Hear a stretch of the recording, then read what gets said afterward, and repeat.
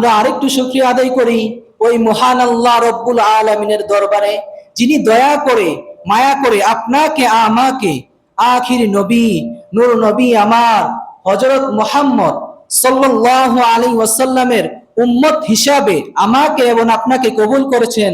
সেজন্য আরেকবার শুকরিয়া আদায় করি আলহামদুলিল্লাহ। আমরা অনেকেই আছি আল্লাহ তাআলার শুকরিয়া আদায় করতে চাই না, আছি না এরকম?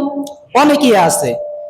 আমরা একটু যদি বিপদের মধ্যে পড়ে যাই, যে আল্লাহ তাআলা আমাকে আপনাকে কি করে খালি বিপদই দিয়ে রাখেন।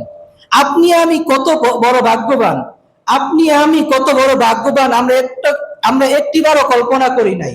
কারণ আপনি আমি এত বড় ভাগ্যবান যে আপনি আমি প্রিয় নবী হযরত মুহাম্মদ সাল্লাল্লাহু আলাইহি ওয়াসাল্লামের শেষ নবীর উম্মত আমরা। সেজন্য আমরা সবসময় কি করব? সুখে আপদে বিপদে সবসময় আল্লাহ তাআলা শুকরিয়া আদায় করব আলহামদুলিল্লাহ। আল্লাহ রব্বুল আলামিন আপনাকে আমাকে সৃষ্টি করেছেন,